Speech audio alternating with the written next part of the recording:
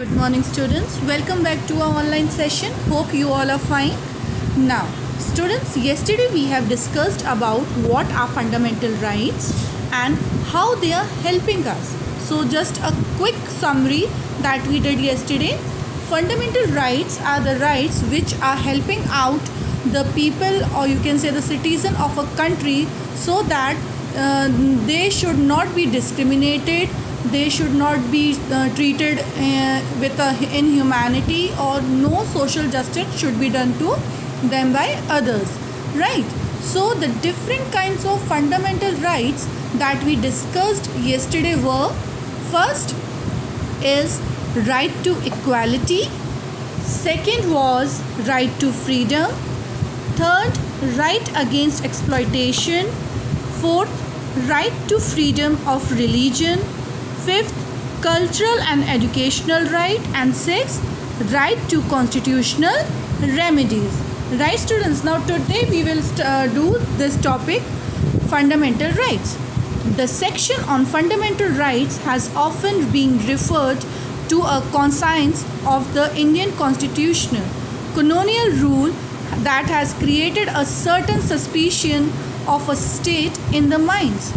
The nationalists, and they wanted to ensure that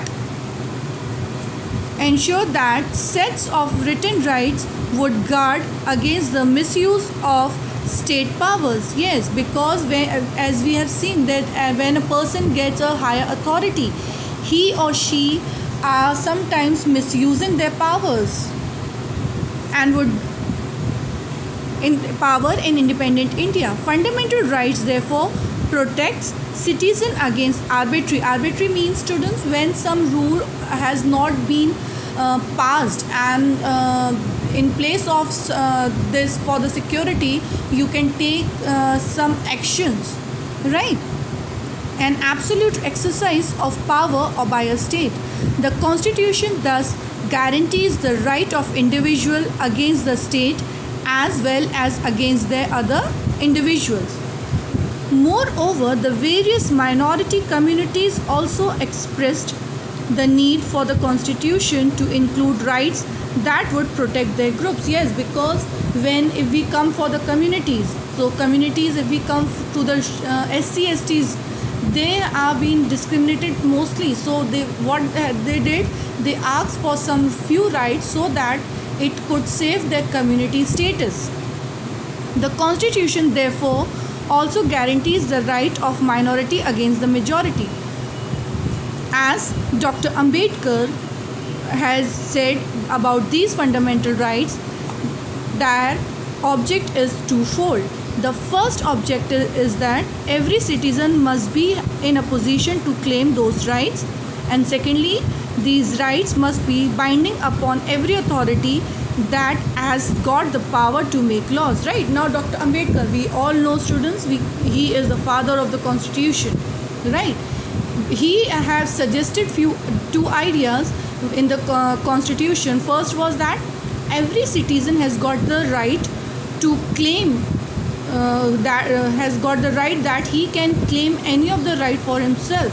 Secondly, every authority has to be bind to supervise all these rules are being followed properly or not.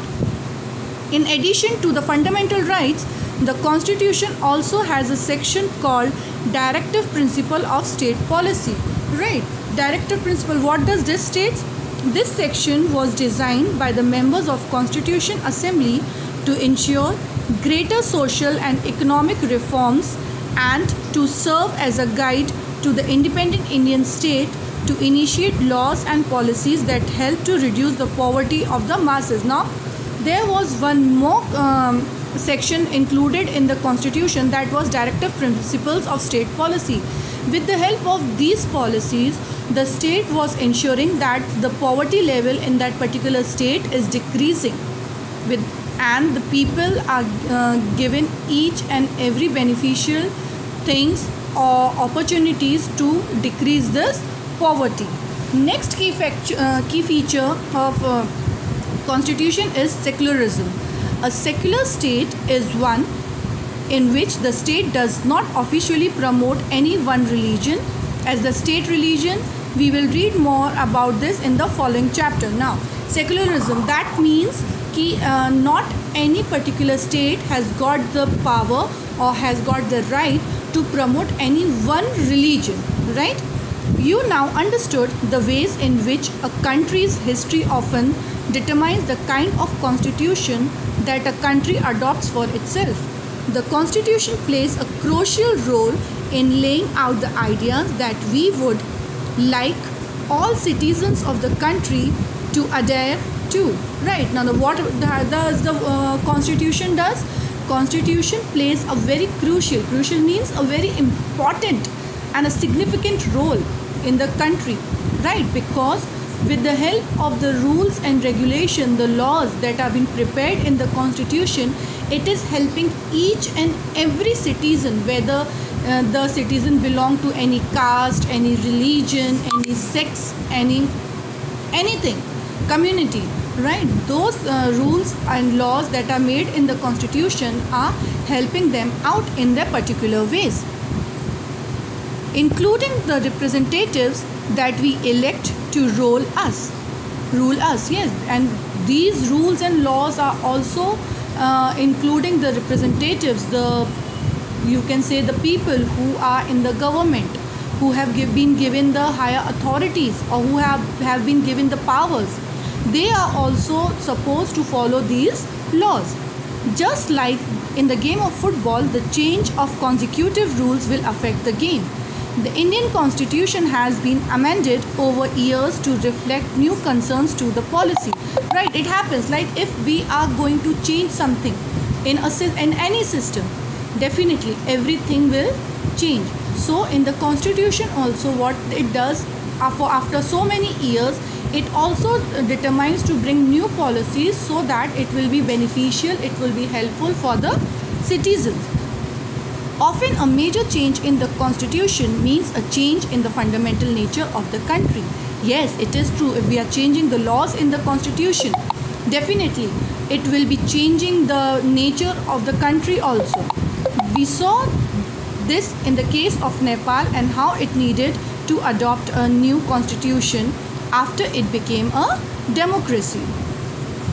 Different features of Indian constitution outlined above involve complicated ideas that we often are not easy to grasp. Yes, it is not easy to design or implement any law or rule in the country. So Indian citizens have, when they were preparing or constitution assembly was preparing, it was not an easy task. It was really very complicated. Don't worry too much about this for the moment. In the rest of the book, as well as in your higher classes, you will read more about these different features in the Indian constitution and understand more subsequently what they means, right? So don't worry about so much that it is so complicated. It is very easy. For this we will be studying in the further chapters of the book. Till then, stay safe.